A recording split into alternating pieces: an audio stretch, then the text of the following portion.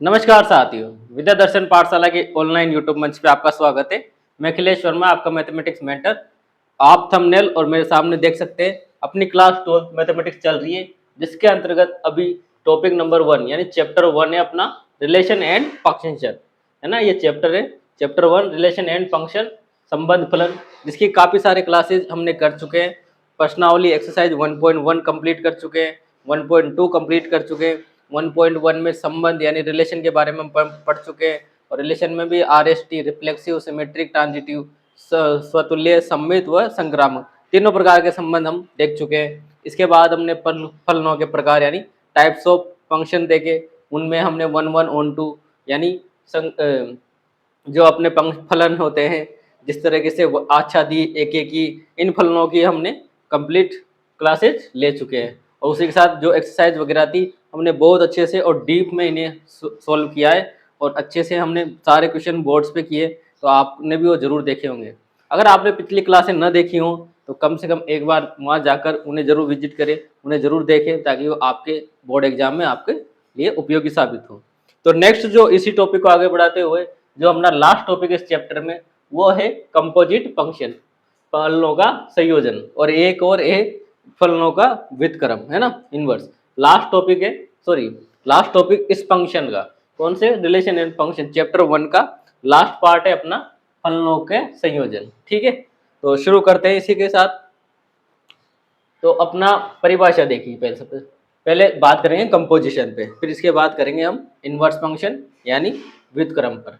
तो फलनों का संयोजन, फलनों का संयोजन, कंपोजिशन ऑफ फंक्शन। ठीक है, आप इसे यहाँ सही कर ही लीजिए, कोई कंफ्यूजन आ जाएगी। चैप्टर 1 है ये अपना, और चैप्टर 1 है चैप्टर 1। ठीक है, परिभाषा लेते हैं सबसे पहले। परिभाषा, मान लीजिए कि एफ दे रखा है हमें, जो ए से बी में क्या है, डिफाइन है, परिभाषित है। ठीक है, और जी दे रखा है हमें, बी से सी में दो फलन है, ए और जी, दो फलन है। एफ को तो ए से बी में डिफाइन कर दिया, जी को बी से सी में। ठीक है, नेक्स्ट है अपने पास, तब एफ व जी का संयोजन, संयोजन होता है जोड़ना, न कि एडिशन और सब्ट्रैक्शन, ना उस तरह से नहीं, कंपोजिशन करना, कंप्लीट करना उन्हें, है ना। तो ये होगा अपना, इस तरह से लिखेंगे हम इसको, जी ओ एफ या एफ ओ जी द्वारा निरूपित होता है। अब ये जो फंक्शन जी ओ एफ या एफ ओ जी जो निरूपित हो रहा है, इसी को क्या कहते हैं, कंपोजिशन। ठीक है, संयोजन। तथा जी ओ एफ, अब जो जी ओ एफ है वो डिफाइन होगा अपना ए से सी में। देखिए, एफ था ए से बी में, जी था बी से सी में, तो बीच वाला पोर्शन हमारा हट गया, और क्या हो गया, ये ए से सी में डिफाइन हो गया। अगर कोई बोले कि जी ओ एफ की वैल्यू कैसे निकालेंगे, तो जी ओ एफ की वैल्यू जो होती है वो होती है G O F X, G O F X, मतलब G F of X, F of X फिर जी। ठीक है, पहले एफ ऑफ एक्स का मान निकालेंगे, फिर जी का मान, यानी जी के साथ एफ ऑफ एक्स का मान निकालते हैं। यहाँ जो होता है ऑल एक्स कहाँ है, ए में परिभाषित है। ठीक है, फिगर से समझते हैं, फिगर से बड़े आसानी से समझ में आएगा। ये सेट है अपने पास ए, बी और सी, तीन सेट। इसी के साथ फंक्शन एफ और जी जैसा दिया गया है वैसा ही। एफ क्या है, एफ है अपने पास ए से बी में डिफाइन। ठीक है, उसी प्रकार से जी है अपने पास बी से सी में डिफाइन हो रहा है। ठीक, एक्स, अब एक्स की जो इमेज आ रही है वो क्या आ रही है, एफ ऑफ एक्स, जो कि स्वाभाविक है ना। एक्स को एफ में रखेंगे और जो इमेज आएगी वो क्या आएगी, एफ ऑफ एक्स, प्रतिबिंब क्या मिलेगा हमें, एफ ऑफ एक्स। ठीक है, अब एफ ऑफ एक्स, अब ये क्या है, यहाँ से जी हो गया ये, है ना, इसको बी से सी में डिफाइन करना है, जी हो गया, तो एफ ऑफ एक्स को किस में रखेंगे, जी में। एफ ऑफ एक्स को यहाँ क्या कहाँ रखा, एफ में। तो इसी प्रकार से एफ ऑफ एक्स जो वैल्यू, जो प्रतिबिंब हमें मिला है उसको रखेंगे हम जी में, और हमें क्या मिलेगा, जी एफ ऑफ एक्स। ठीक है, इस प्रकार से एफ का तो मान एफ ऑफ एक्स तक निकला, मतलब एफ की जो वैल्यू निकली वो क्या थी, एफ ऑफ एक्स, पर जी की जो वैल्यू निकली है वो क्या निकली अपने पास, जी एफ ऑफ एक्स। तो कंपोजिशन, अब कंपोजिशन होगा मतलब बीच वाला पद गायब करना है, कंपोजिट करना है, कंपोजिट करना है मतलब वन एफ और जी को जोड़ना है, संयोजन करना है। तो संयोजन करेंगे तो अब एक्स का किसमें किया, देखो x को क्यों लिया पहले, क्योंकि बाद में क्या आ रहा है f, तो f जो बाद जो लिखा गया है पहले, आप इसको पढ़ोगे तो पढ़ने में तो ये बाद में पढ़ाई में आता है, पर जो लिख रहे हैं तो लिख रहे हैं तो ये इकाई अंक अगर इस तरह से देखेंगे आप तो f पहले लिखाई में आ रहा है ना, तो f को तो इसी प्रकार से f पहले लिया है और उसी को डिराइव करते हुए हमने जीओ एफ की जो वैल्यू निकल के आई है वो अपने पास क्या निकल के आई है, जी एफ ऑफ एक्स। ठीक है, जी एफ ऑफ एक्स। एक छोटा सा एग्जांपल लेते हैं समझने के लिए, ताकि हमें बड़े आसानी से और अच्छे से समझ में आ जाए। ठीक है, अब यहाँ तो क्या था, एक्स था फिर जी था, ऐसे न करें। अब एग्जांपल ले लेते हैं, क्या कि मेरे पास एफ ऑफ वन की वैल्यू क्या है, 2 है। कोई भी फंक्शन है जिसमें मैंने 1 पुट किया, मुझे क्या मिल गया, 2। इसी प्रकार से एफ ऑफ 2 की वैल्यू या 3 की वैल्यू, जी ऑफ 3 की वैल्यू है ना, जी ऑफ 2 की वैल्यू, अब 2 की वैल्यू यहाँ आ गई 4, है ना। 2 वैल्यू पता है मेरे को और कुछ नहीं है, बस इतना सा है कि एफ ऑफ 1 यानी एफ कोई फंक्शन है उसमें 1 पुट करने पे मुझे 2 मिल रहा है। इसी प्रकार से जी अलग कोई फंक्शन है उसमें 2 पुट करने से मुझे 4 मिल रहा है। ठीक है, अब उसने क्या कहा, उसने कह दिया कि जी ऑफ एफ ऑफ एक्स का मान बताइए और x बराबर क्या है। अब x बराबर उसने 1 कह दिया है ना, x बराबर क्या है, G of F of x का मान बताइए और x बराबर मुझे क्या दे दिया, 1। ठीक है, मतलब उसका कहने का ये है कि जो जी ऑफ एक्स है, जी ऑफ एक्स है 1 का मान बताइए, है ना, जी ऑफ एक्स 1 का मान बताइए। तो अब मैं जी ऑफ एक्स 1 का मान कैसे निकालूंगा, तो मैं इसको डिराइव करूंगा। सबसे पहले क्या होता है अपने पास, ये होता है मेरा जी बड़ा कोष्टक लगा के एफ ऑफ एक्स निकलेगा। पहले किसका मान निकलेगा, एफ ऑफ एक्स का। अब एफ ऑफ एक्स की जगह क्या है, यहाँ मेरे पास 1 है बस। तो मैं एफ ऑफ एक्स में एफ 1 का मान कितना आ रहा है, तो 1 का मान मेरे पास आ जाएगा जी एफ ऑफ एक्स मेरे पास है क्या है, 1 का मान 2, तो 2। अब मुझे क्या देखना है, अब मुझे देखना है जी पे 2 का मान, है ना, जी पे 2 का मान। तो जी पे 2 का मान हमें दिया गया है जो कि है 4। ठीक है, तो इस तरीके से मैंने जी ऑफ एक्स निकाल दिया। अगर वो इसका उल्टा पूछ ले, अब ये तो ठीक है, ये तो उसने जी ऑफ एक्स पूछा। अब इसी प्रकार से हमें एफ ऑफ जी 1 पूछ ले, या एफ ऑफ जी 1 पूछ ले, या एफ ऑफ जी 2 पूछ ले, है ना, एफ ऑफ जी 2 पूछ ले। तब हमें देखना है कि हमें जो डेटा दिया गया है वो पूरा कंप्लीट है या नहीं है, तभी हम इसका मान निकाल सकते हैं।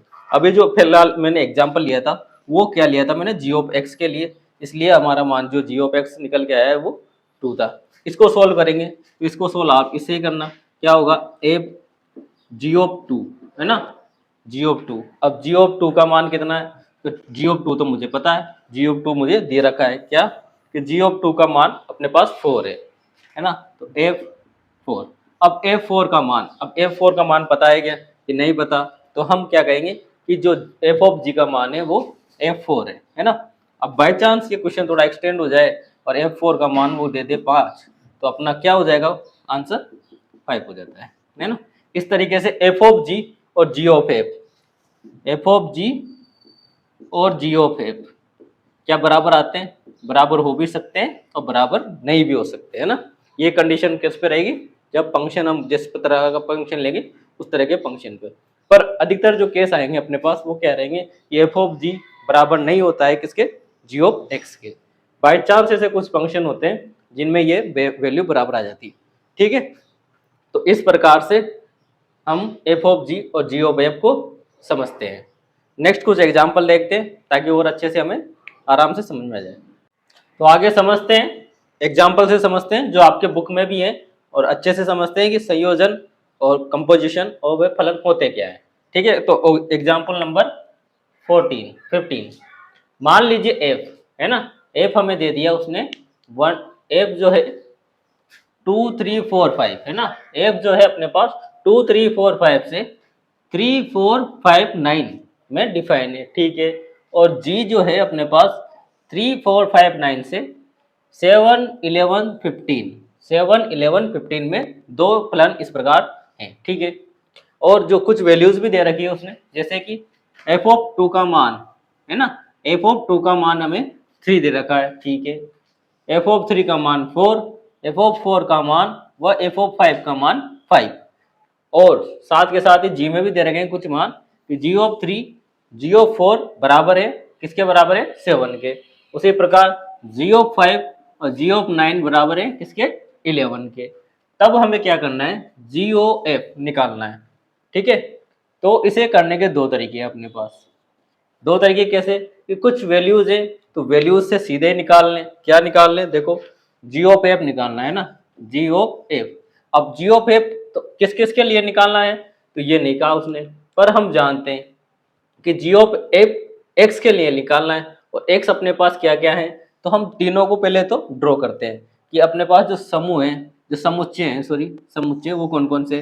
तो पहला समुच्चय मैंने ए ले लिया जो कि है ये 2 3 4 5, 2 3 4 5। ठीक है, फिर ये हो रहा है इसको मैंने ए ले लिया तो ये किस में है बी में, है ना, तो ये बी हो गया मेरा। और बी क्या है, बी है मेरे पास 3 4 5 9, 3 4 5 9। ठीक है, और इसी प्रकार से देखो ये बी, अगर इसको मैं बी लेता हूँ तो इसमें भी क्या है 3 4 5 9, ये भी बी ले लेता हूँ तो ये बी सेम हो गया है ना। और लास्ट जो बचता है सी, बाय डेफिनेशन चल रहे हैं अभी है ना सी। तो सी क्या है अपने पास, तो सी मेरे पास है 7 11 एंड 15। तो ये तो थे अपने पास फलन। अब फलन कर देता हूँ डिफाइन, ये ए से बी में है जो क्या है एफ है, और बी से सी में क्या है अपने पास जी है। एफ ओ जी, एफ ओ जी हम जानते किस में बनेगा, एफ ओ जी किस में बनेगा ए से सी में। एफ ओ जी अब किस में बना ये ए से सी में, तो ए से सी में बना तो मेरे पास एक्स क्या आ गया, तो मेरे पास एक्स आ गया। मुझे जी ओ एफ की वैल्यू निकालनी है तो किस किस की निकालनी है, 2 की निकालनी है। एक्स बराबर यही है ना पूरा एलिमेंट, 2 की वैल्यू निकालनी है। ठीक है, जी ऑफ एफ 3 की निकालनी है, इसी प्रकार से जी ऑफ एफ 4 की निकालनी है, और लास्ट जी ऑफ एफ किसकी निकालनी है 5 की। ये चार वैल्यू मेरे को निकालनी है जी ऑफ एफ। अब एक्स ये कैसे डिसाइड किया मैंने, तो मुझे पता है कि एफ ऑफ जी एक्स होता है, और एक्स कहाँ होता है ए में बिलोंग करता है ना। डेफिनेशन से हम देख चुके हैं एफ कहाँ बिलोंग करता है ए में बिलोंग करता है। आप नोट्स बनाते रहें ताकि उनसे आप कंपेयर भी करें। एफ ऑफ जी किस में होता है एक्स में होता है, तो एक्स के जो भी एलिमेंट है वो ए है, तो 2 3 4 5 की वैल्यू मुझे निकालनी है। ठीक है, अब तो याद, अब देखिए नेक्स्ट स्टेप में मेरा जो भी वैल्यू मेरे को दे रखी है मैं उन्हें मार्क कर लेता हूँ या लिख लेता हूँ। जैसे क्वेश्चन में मुझे एफ ऑफ 2 दे रखा है, एफ ऑफ 2 का मान कितना है, तो एफ ऑफ 2 का मान 3 है। ठीक है, मैं इस तरीके से ज्वाइन कर लेता हूँ। एफ ऑफ 2 का मान कितना है 3 है, एफ ऑफ 3 का मान, एफ ऑफ 3 का मान 4 है। ठीक है, एफ ऑफ 3 का मान 4, एफ ऑफ 4 और 5 दोनों का मान कितना है 5 है। यानी ये तो 4 के लिए 5 और ये 5 के लिए 5, दोनों के लिए 5, यानी 9 अपना फ्री एलिमेंट है यहाँ पर। अब नेक्स्ट जी के लिए, जी के लिए देखते हैं 3 और 4 के लिए 7, ये 3 के लिए 7 और 4 के लिए भी 7। ठीक है, 5 और 9, 5 और 9 के लिए 11, तो ये 5 के लिए 11 और 9 के लिए भी 11।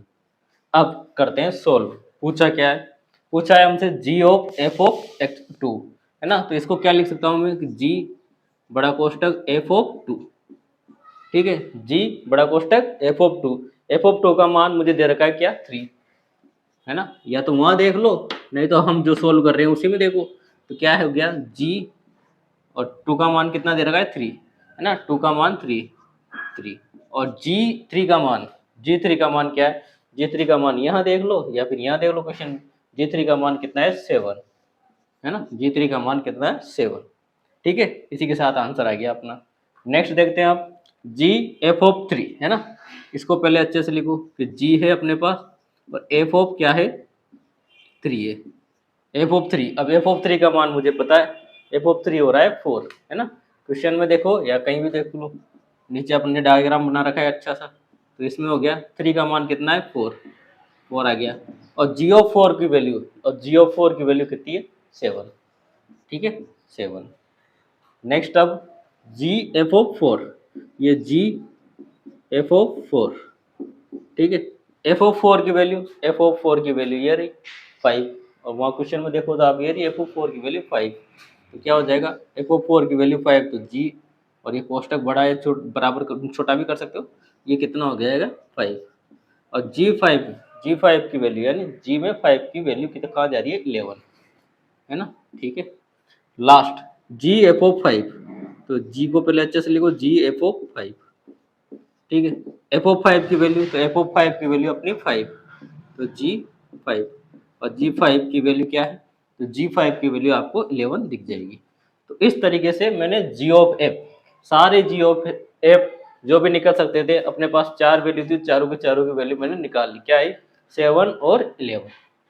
ठीक है, तो ये था एग्जाम्पल 15 जो कंप्लीट हो जाता है इसी के साथ। यही अपने आंसर रहेंगे, ये सारे क्या रहेंगे अपने आंसर्स हैं। ठीक है, नेक्स्ट देखते हैं और समझते हैं अच्छे से। अब अपने पास है एग्जाम्पल 16। एग्जाम्पल 16 दे रखा है, एफ दे रखा है, आर से आर में डिफाइन है, जी में जी दे रखा है, कोई अलग फंक्शन है प्लान है, वो भी आर से आर में डिफाइन है। अब उसने क्या हुआ, एफ ऑफ एक्स हमें दे ही दिया। हर बार तो वो क्या बताता था कि इस तरह के फंक्शन है और वैल्यू बता दी थी, इस बार उसने फंक्शन दे दिया कि एफ ऑफ एक्स, है ना। तो सबसे पहले मैं लिख लेता हूँ कि एफ ऑफ एक्स हमने दे दिया क्या है, कोस एक्स।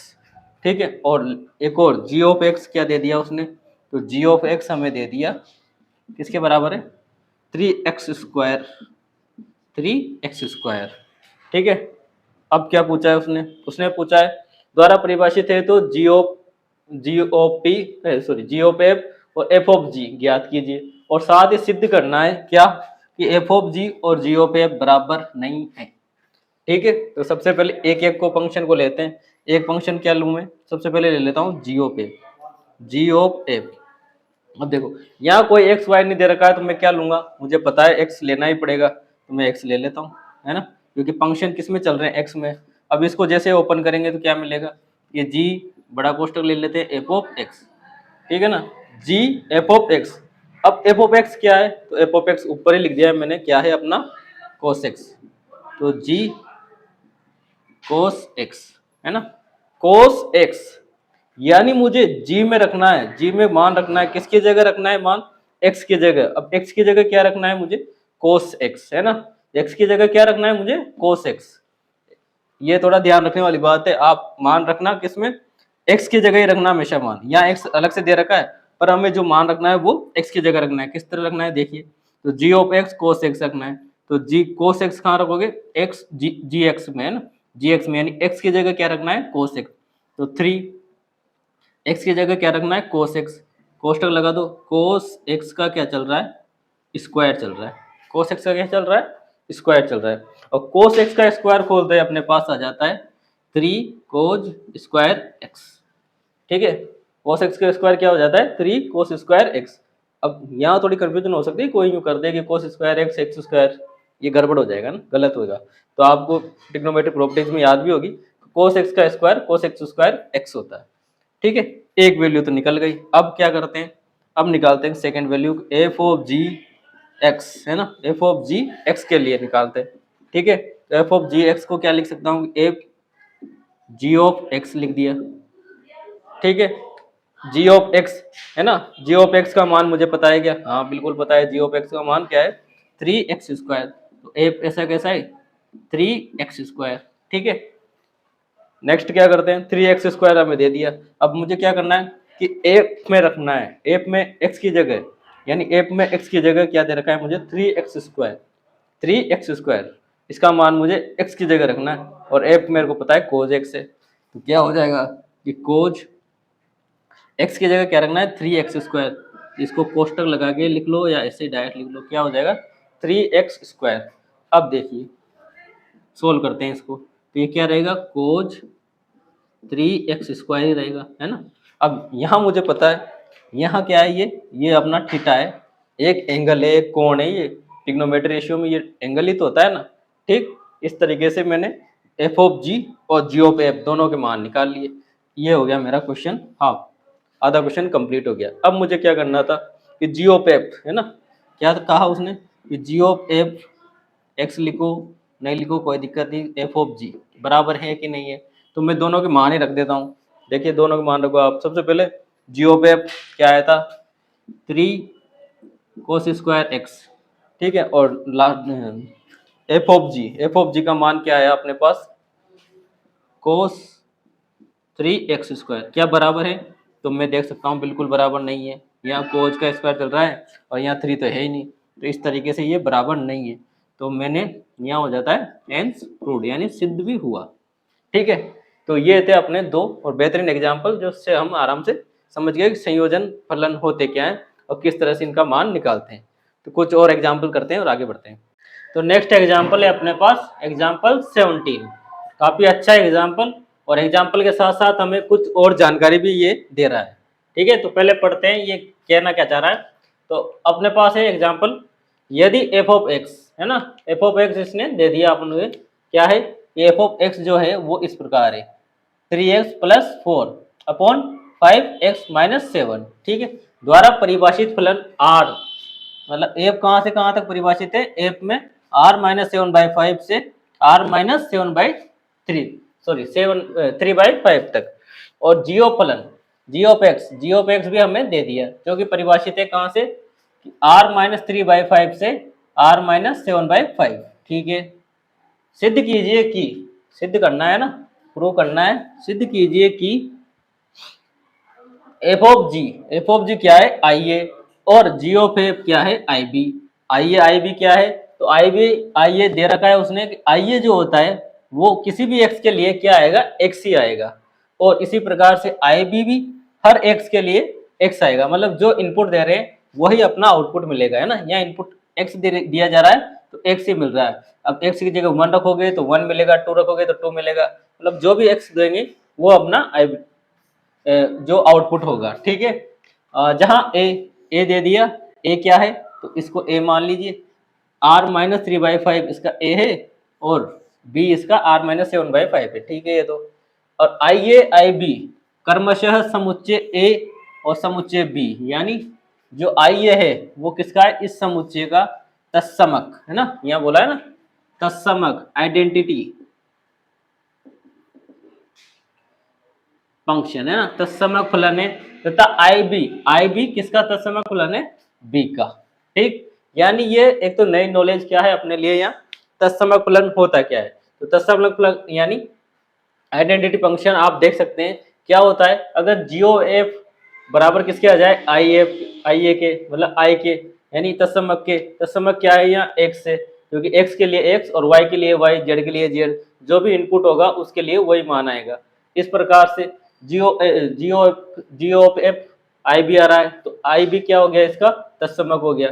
अब तत्समक फलन काम क्या आते हैं, तो तत्समक फलन काम आते हैं अपने जब प्रतिलोम करते हैं, व्युत्क्रम करते हैं, है ना, इनवर्स निकालते हैं, तो किस तरह से काम आते हैं कि होता क्या है, जैसे हल्की सी जानकारी दे दूं मैं कि एफ है ना, एफ ऑफ एक्स एक्स फलन है, ठीक है, उसी तरीके से जी ऑफ एक्स एक दूसरा फलन है, ठीक। अब एफ ऑफ जी क्या कर दिया, कंबाइन कर दिया, कंपोजिट फंक्शन बना दिया। अब इसकी जो वैल्यू आ गई, क्या आ गई, आई आ गई।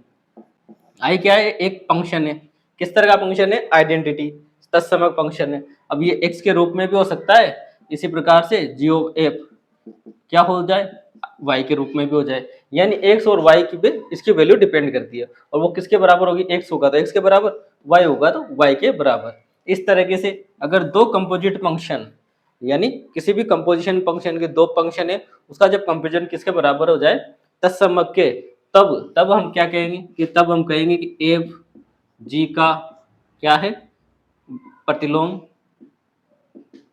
फलन है।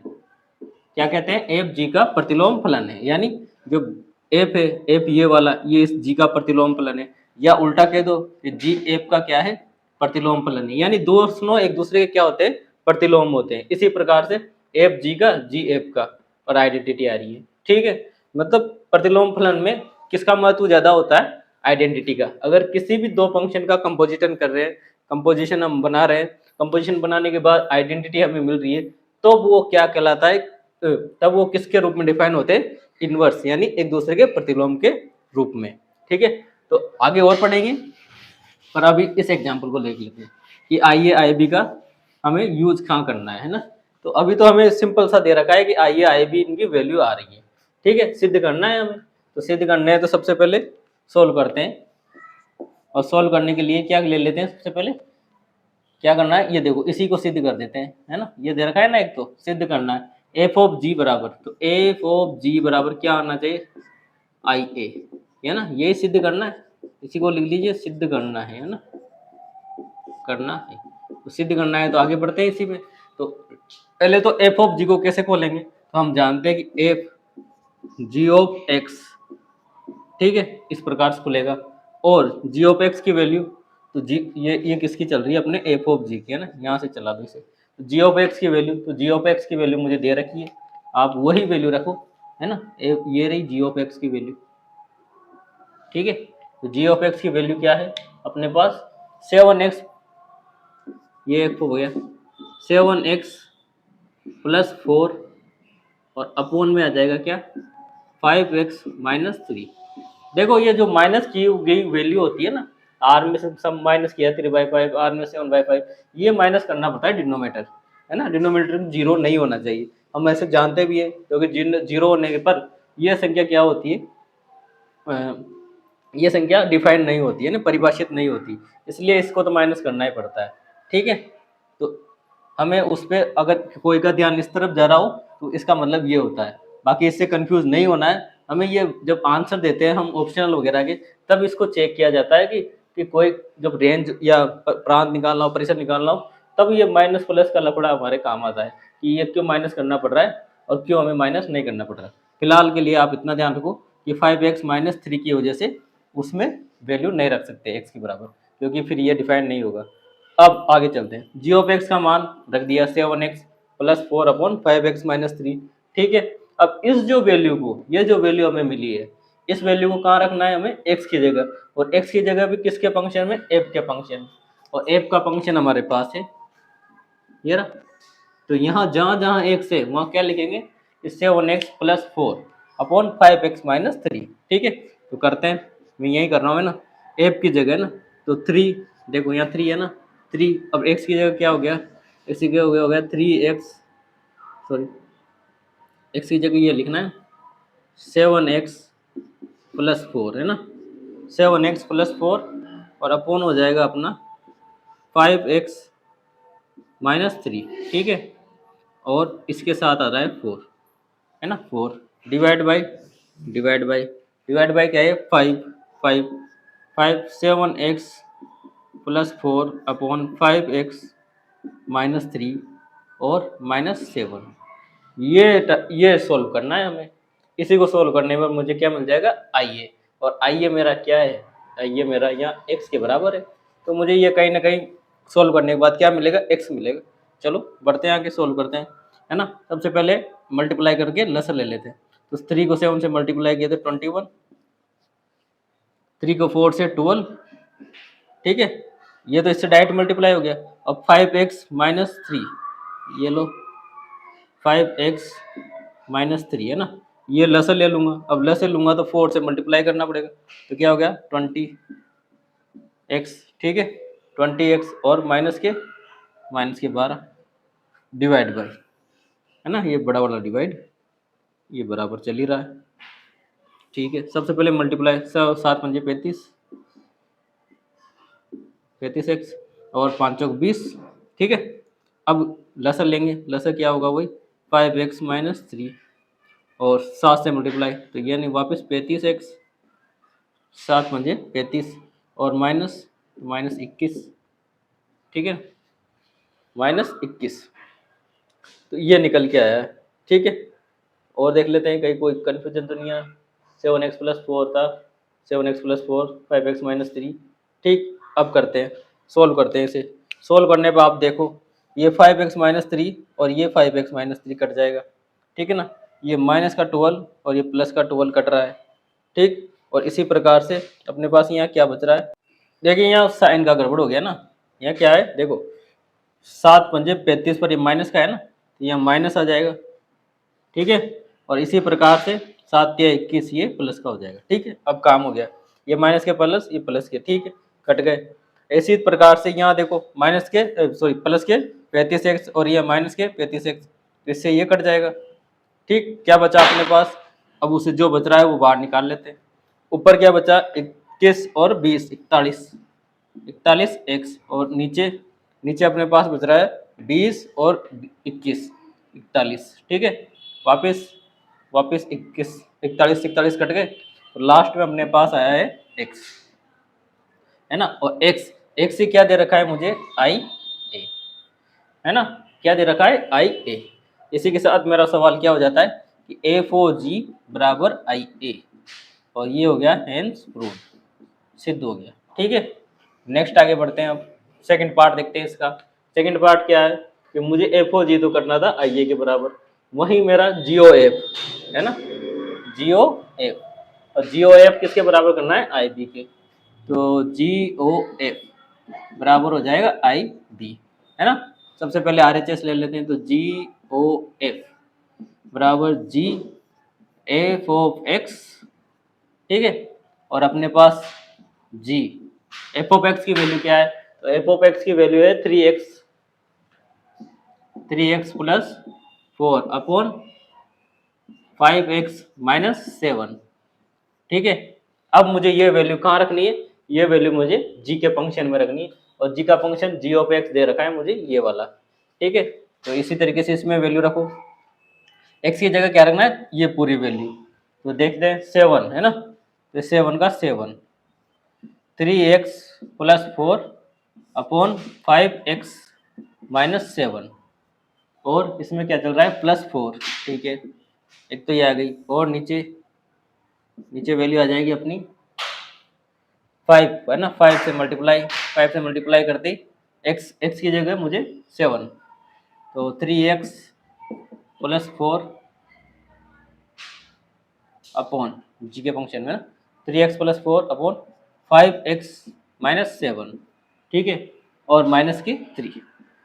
आप अच्छे से देख लो, जहाँ जहाँ x था, है ना, इस फंक्शन में जहाँ जहाँ x था वहाँ क्या रख दिया मैंने, 3x plus 4 upon 5x minus 7, ठीक।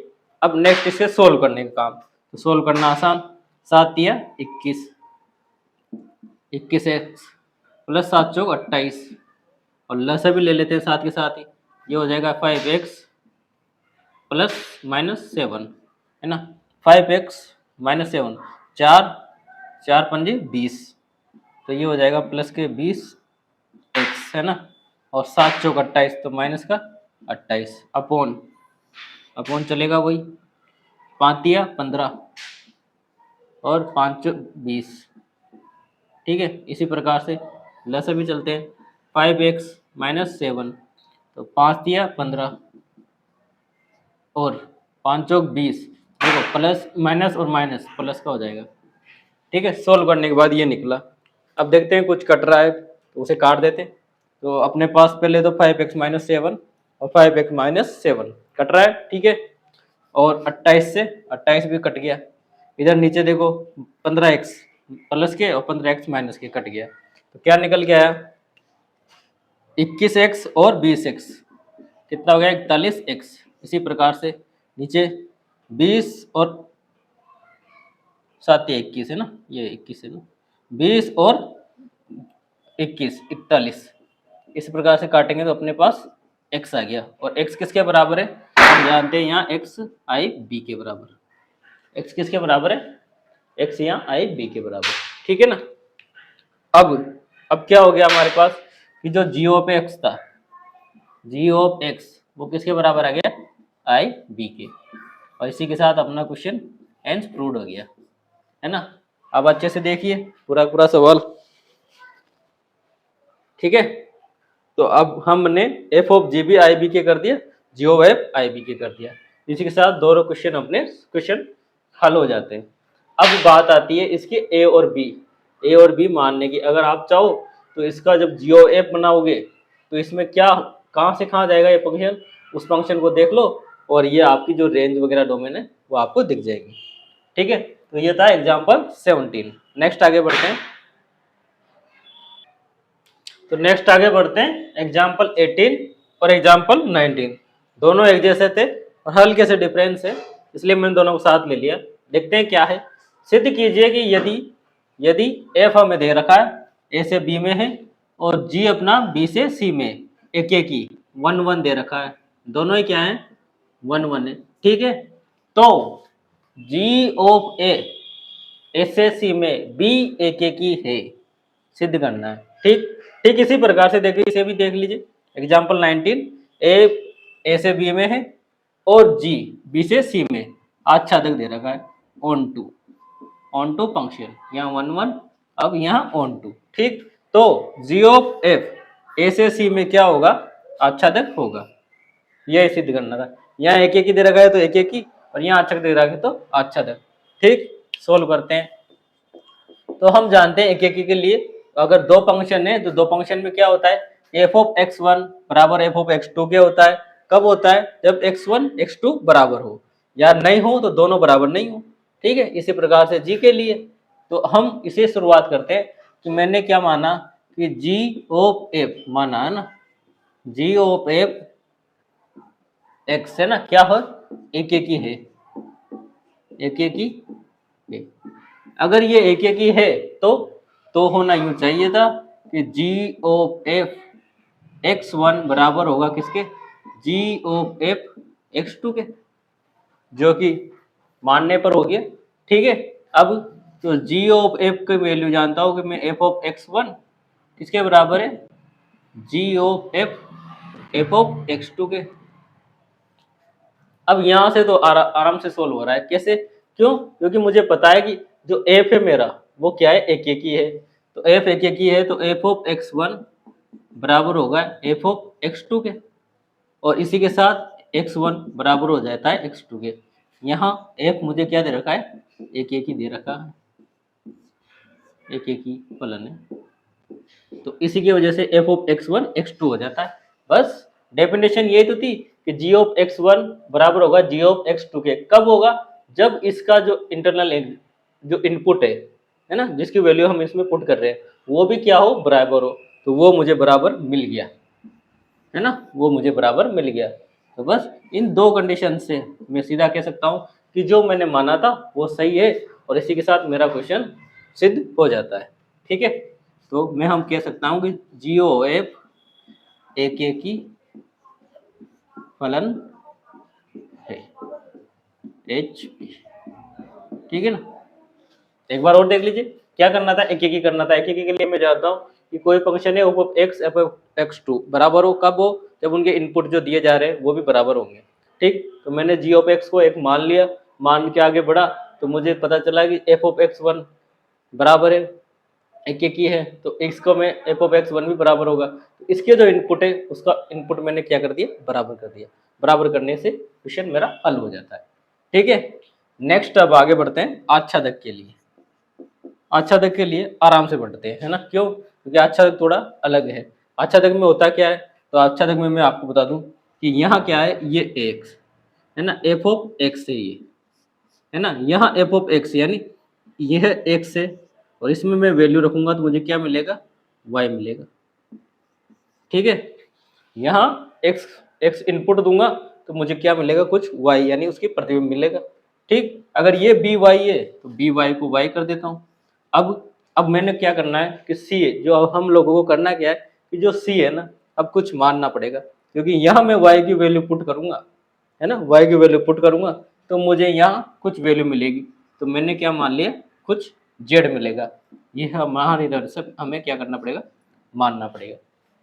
ठीक है, अब ये दोनों दे रखे हैं उसने आच्छादक, तो आच्छादक देने के साथ ही में क्या होते हैं कि एफ ऑफ एक्स बराबर होता है किसके, वाई की, यानी जितने भी एक्स की वैल्यू दूंगा वो क्या होगी, इस कंप्लीट वाई के बराबर होगी, है ना। या तो स्मॉल पे लिख लो भले, तब भी वही है ना, यानी इसकी कोई इमेज खाली नहीं रहेगी, सब इमेज इसमें क्या होगी, वाई के बराबर आ जाएगी। इसी प्रकार से अब जी के लिए तो जी ऑफ वाई किसके बराबर हो जाएगा, जेड के। जी ऑफ वाई किसके बराबर हो जाएगा, जेड के। ठीक है, अब शुरू करते हैं सवाल। सवाल ये तो इतना लिखना पड़ता है ना, तब जाके आगे बढ़ने का काम था। अब मैंने वापस वही कि जी ऑफ एफ एक्स एक आच्छादक फलक है, क्या है, आच्छादक है, माना है ना, माना। अब मतलब ये है कि इसे खोलूंगा मैं तो जी एफ ऑफ एक्स है ना, ऐसे ही खुलेगा ये, जी एफ ऑफ एक्स। ठीक है, अब जी एफ ऑफ एक्स की वैल्यू क्या हो गई, एफ ऑफ एक्स की वैल्यू वाई हो गई, तो जी एफ ऑफ एक्स की वैल्यू वाई है ना, ये जी है और ये वाई, ये दोनों अलग अलग है, ठीक। और जी वाई किसके बराबर होगा, जी वाई जेड के, तो आ गया ना, जी एफ ऑफ एक्स किसके बराबर आ गया, जेड के। तो इस तरीके से जेड के बराबर आते ही जो माना था वो सही है, और अपना जी ओ एफ एक आच्छादक फलन है। इसी के साथ हेंस प्रूव हो जाता है। अब जो समझने वाली बात थी वो केवल यहाँ आती कि ए और बी इस कदर हमें मानने कि जो आच्छादक है, तो हमें यहाँ y और एक आर्बिट्रेरी यानी स्वैच्छिक चर लेना था हमें क्या, z, तो उसको आप लाइन में लिख सकते हैं। तो इस तरीके से ये दोनों क्वेश्चन अपने हल हो जाते हैं। नेक्स्ट आगे बढ़ते हैं एग्जाम्पल पे। तो एग्जाम्पल करने से पहले हम इसको भी समझ लेते हैं कि व्युत्क्रमणीय फलन, इन्वर्टिबल फंक्शन या इन्वर्स फंक्शन, ये क्या चीज़ होती है और इन्हें कैसे निकाला जाता है, ठीक है। तो एग्जाम्पल करने से पहले इसे देख लेते हैं ताकि ये भी, और फिर दोनों के साथ में और एग्जाम्पल हम कर लेंगे। तो सबसे पहले पढ़ते हैं व्युत्क्रमणीय यानी व्युत्क्रमणीय इन्वर्टिबल फंक्शन। डेफिनेशन देखिए आप, अपने पास डेफिनेशन है, एफ दे रखा है हमें, एफ जो है एक्स वाई है ना, एफ एक फलन है जो एक्स से वाई में परिभाषित है। यदि एक फलन अगर दूसरा एक और इन्वर्टिबल कहलाता है, यदि एक फलन एक दूसरा फलन हमें जो मिले वो कैसा हो कि जी हो y से x में, जी हमें दे दे y से x में का अस्तित्व इस प्रकार हो कि, और वो जी जो y से x में वो किस तरह का हो, तो वो इस प्रकार हो कि जी ऑफ एफ किसके बराबर आ जाए, जी ओ एफ अपना आई एक्स, यानी आई एक्स को हम पढ़ चुके हैं, अभी एग्जाम्पल में देख चुके हैं क्या है, एक तत्समक फलन है ना, आई एफ। अब आई एक्स दे रखा है तो एक्स का होगा यानी एक्स के बराबर, आई एफ क्या हो, तत्समक हो किसके, एक्स के बराबर। ठीक वैसे ही एफ ओ जी, अब देखो एफ ऑफ जी किसके बराबर, आई वाई, यानी वाई के तत्समक है ना। अब देखो एक्स और वाई का डिसाइड कैसे किया, अगर इसे आप खोलेंगे तो क्या खोलेंगे, जी एफ ऑफ एक्स, जो अंदर एक्स था ना वही मिलेगा। इसी प्रकार इसको एफ ओ जी वाई है ना, जी को हम क्या लिखेंगे, वाई के रूप में, तो जी वाई के रूप में, ठीक है। तो इस तरह हमें जो जी ऑफ एफ है, एफ ऑफ जी है, वो क्या मिले, तत्समक के रूप में मिले, तब जी को एफ का प्रतिलोम कहा जाता है। क्या कहते हैं, है ना, जी को एफ का प्रतिलोम कहते हैं, और एफ इनवर्स से इसे लिखते हैं, यानी एफ इनवर्स जो है वो किसके बराबर हो गया, जी के बराबर हो गया, है ना। एफ इनवर्स से व्यक्त किया जाता है, तो एफ इनवर्स बराबर क्या हो गया, जी। अगर हम सीधे कहें, देखिए अब एफ क्या था अपने एक्स से वाई में, है ना, यहाँ एक्स की वैल्यू रखेंगे किस में मिलेगी, वाई में, ठीक है। अब देखो यहाँ x की वैल्यू रखेंगे किस में मिलेगी, y में, और y को रखते ही y को किस में रखेंगे, यहाँ y को रखते ही किस में मिल रहा है, x, ठीक वही काम है, ठीक है ना। इस तरीके से f of G G of G, तो जी को वैल्यू काय में रख रहे हैं 1, y में, y को रखते ही क्या मिल रहा है, x। अब इस x को x में रखेंगे, f में रखेंगे, तो x में रखते हैं y, तो समझ आ गया ना, y यहाँ x आ जाएगा, यहाँ y आ जाएगा। तो हमें ये दो तो कंडीशन याद रखनी है कि एफ ऑफ जी और जी ऑफ एफ यह किसके बराबर होंगे, तत्समक के बराबर होंगे। अगर आपको हल्का सा कन्फ्यूजन आएगा तो यहाँ आएगा कि आई एक्स आएगा, आई वाई आएगा, इसको खोल के आप देख सकते हैं, है ना। और बाकी दो फंक्शन हम किस तरीके से परिभाषित है वो आप ध्यान रखना। अब जो इंपॉर्टेंट कंडीशन आती है वो ये वाली है कि इन्वर्टिबल तो ठीक है, निकाल लेंगे, इस तरीके से निकल जाएगा वगैरह, ठीक है, पर पहले यह हमें देखना पड़ता है कि वो व्युत्क्रमणीय है या नहीं है।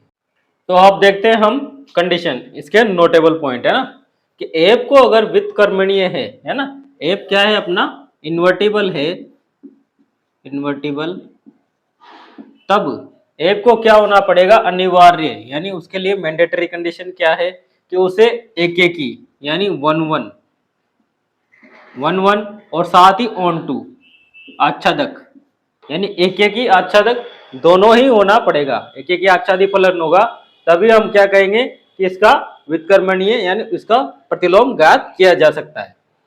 विलोमतः है ना, वाइस वर्सा, इसी का विलोमतः, अगर एफ अपना एक ही है, 1 1 है, और आच्छादक है तो एफ अनिवार्य रूप से क्या होगा, एक व्युत्क्रमणीय फलन होगा। ठीक है, देखिए ये एक बहुत ही अच्छी कंडीशन है, और इस कंडीशन के बिना हमारा कोई भी फंक्शन होगा वह इन्वर्टिबल है या नहीं है उसका हमें पता लग जाता है।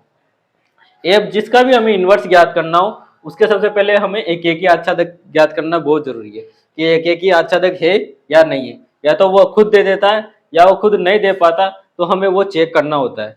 अब मैं इस कंडीशन को प्रूव करके आपको बताता हूँ कि ये जो कंडीशन हमें दी गई है यह किस तरह से प्रूव करती है।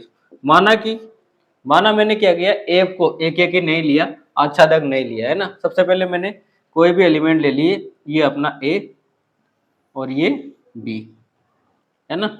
अब मैंने क्या किया कि एक एक ही नहीं लिया, तो इसके अंतर्गत मैंने कोई भी 3 एलिमेंट लिए, 1 2 3 है ना, 1 2 3, और यहाँ मैंने एलिमेंट ले लिए 4 5 6।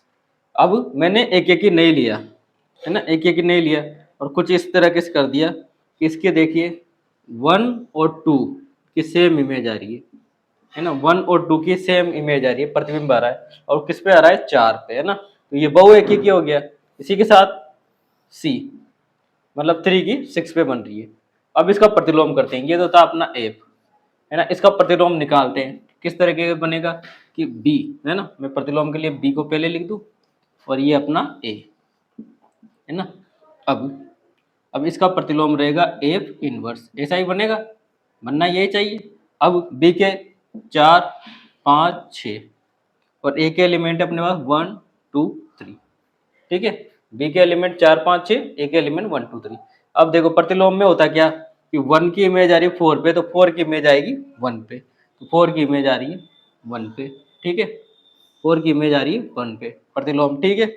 ऐसे ही 2 की इमेज आ रही है 4 पे, तो 4 की इमेज जाएगी 2 पे। अरे ये तो गड़बड़ हो गई है ना। कैसे? हम जानते हैं कि अगर किसी भी फलन को हम जब डिफाइन करते हैं, परिभाषित करते हैं, तो हम कहते हैं कि उसके समुच्चय ए से बी में प्रतिचित्रण होता है, और प्रतिचित्रण यानी उसकी जो भी इमेज बनती है वो या तो डिफरेंट होती है ना, वो इमेज डिफरेंट होती है। अगर एक भी होती है तो एक जो अवयव है उसकी एक ही इमेज मिलेगी, उसकी कितनी मिलेगी, एक ही इमेज मिलेगी, एक अवयव की एक से ज़्यादा इमेज नहीं मिल सकती। तो यह तो फंक्शन की डेफिनेशन में ही नहीं है ना। तो हम क्या कहेंगे कि यह जो एफ इनवर्स है ये परिभाषित नहीं है। क्यों परिभाषित नहीं है? हमने देख लिया कि 4 की भी 1 पे आ रही है, 4 की भी 2 पे आ रही है, तो ऐसा तो परिभाषित ही नहीं है फंक्शन की डेफिनेशन में। दूसरी देखो, दूसरी एक और कंडीशन ये से निकल के आएगी। देखो 3 का क्या आ रहा था, 6 है ना, तो 6 का क्या आ जाएगा 3। अब यहाँ ये क्या था, ये आच्छादक नहीं है। क्यों? क्योंकि जो अपना 5 है वो फ्री है ना, अपने लिए फ्री है एकदम, तो ये आच्छादक भी नहीं था। आच्छादक नहीं होने से जब इसके इन्वर्स निकाला तो मुझे एक ऐसा एलिमेंट मिला जो एकदम कहाँ, वो भी ए में, ये अपने लिए क्या है, ये अपने लिए प्रांत है ना। प्रांत में क्या मिला, एक ऐसा एलिमेंट खाली मिल गया। ऐसा एलिमेंट क्या मिल गया, खाली मिल गया। अब मैं जानता हूँ फलन के डेफिनेशन में ऐसा एलिमेंट खाली मिल ही नहीं सकता, क्योंकि हर एक की मुझे क्या चाहिए, इमेज चाहिए, वो उसमें उसके सप्रांत में होगी, ठीक है, उसके प्रेशर में होगी। तो ये इस प्रकार से यहाँ इमेज नहीं दे रहा, तो यानी आच्छादक न होने पर भी क्या नहीं हो रहा है, एफ इनवर्स एग्जिस्ट, अस्तित्व में नहीं आ रहा है ना। अब इसी एग्जाम्पल को, इन्हीं कंडीशंस को हम क्या कर लेते हैं, हल्का सा चेंज कर लेते हैं। ये अपने पास 1 2 3 और यहाँ 4 5 6, ये ए और ये बी, ठीक है। अब 1 का 6 से कर दो, 2 का 5 से, 3 का 4 से, 1 1 भी है और 1 2 भी है। अब इसका एफ इनवर्स निकालें, ये एफ था, अब एफ इनवर्स के लिए उल्टा कर दो, 4 5 6 और 1 2 3। अब देखो 1 का 6 तो 1 का 6 का 1 हो जाएगा, 2 का 5 रहेगा, 5 का 2, 3 का 4 तो 4 का 3। देखो एफ इनवर्स क्या हो गया, परिभाषित हो गया है ना। एफ का एफ इनवर्स परिभाषित हो रहा है और निकल भी रहा है। बस यही यहाँ पर अपनी क्या है, कंडीशन है कि अगर एफ को व्युत्क्रमणीय होना है तो एफ का क्या होगा, अनिवार्य रूप से एक ही होना जरूरी है, और साथ ही उसका आच्छादक होना भी जरूरी है, ठीक है। तो बहुत से आगे ऐसे क्वेश्चन मिलेंगे हमें जिसमें वो डायरेक्ट पूछेगा क्या एफ इन्वर्टिबल है या नहीं है। तो हमें क्या करना है, इन्वर्टिबल है या नहीं है के लिए तो एक ही आच्छादक चेक करना है। अगर वो पूछे ये इन्वर्स निकालो, तब भी हमें क्या करना है, एक एक आच्छादक चेक करना है। ठीक है, तो नेक्स्ट कुछ एग्जाम्पल करते हैं ताकि इन्वर्टिबल यानी इन्वर्स फंक्शन को कैसे निकाला जाता है वो हम सीख लेंगे। ठीक है, तो करते हैं नेक्स्ट एग्जाम्पल और समझते हैं कि इन्वर्स फंक्शन और इन्वर्टिबल फंक्शन कैसे निकालते हैं, है ना। तो मान लीजिए कि एफ हमें दे रखा है n से y में, है ना। n यहाँ पर डिफाइन कर रखा है उसने, नेचुरल नंबर ही होगा, सिंपल ही है ना। ठीक है, और एफ ऑफ एक्स दे रखा है हमें क्या, 4x+3 द्वारा परिभाषित फलन, जहाँ y, और y भी उसने डिफाइन कर दिया क्या कि y भी एक नेचुरल नंबर में है और y की जो वैल्यू है वो किसके बराबर है, 4x+3 में, x बराबर n के लिए। तो सिद्ध कीजिए f एक व्युत्क्रमणीय है और साथ ही प्रतिलोम फलन भी ज्ञात करना है। व्युत्क्रमणीय है और साथ ही क्या ज्ञात करना है, प्रतिलोम फलन। तो सबसे पहले व्युत्क्रमणीय है या नहीं है, तो उसके लिए आपके पास फंक्शन जो है उसको देख लो कि अपने पास है एफ ऑफ एक्स बराबर 4x+3, है ना। अब यह तो है अपने पास लाइन, रेखा। ठीक है, क्या है y इक्वल टू, अगर मैं इसको लिखूं तो क्या है अपने पास, रेखा की समीकरण। और यहाँ पर जो भी है दोनों क्या है, दोनों जो रेंज वगैरह दोनों दे रखी है अपन को n और n से, है ना। ये दोनों क्या है, नेचुरल नंबर में। और नेचुरल नंबर में हम इसके क्या करेंगे, एक एक के लिए और आच्छादक के लिए टेस्ट कर सकते हैं, जिससे कि हमें क्या पता चलेगा कि ये इन्वर्टिबल है या नहीं है। ठीक है, एक तरीका तो ये है, और इन्वर्टिबल है तो ये एक ही और आच्छादक होगा। साथ ही अब दूसरा जो तरीका है अपने पास, दूसरा तरीका बाय डेफिनेशन, इस तरह क्वेश्चन हम काफी सारे कर चुके हैं, इसको ना करेंगे तो हम करेंगे इसका क्या कि एफ ऑफ जी, है ना, एफ ऑफ जी वाई या एफ ऑफ जी किसके बराबर आएगा, एफ ऑफ जी आएगा आई वाई के, तत्समक एलिमेंट आना चाहिए किसके, आई वाई के। इसी प्रकार से जी ऑफ एफ किसके बराबर आएगा, आई एक्स के, है ना।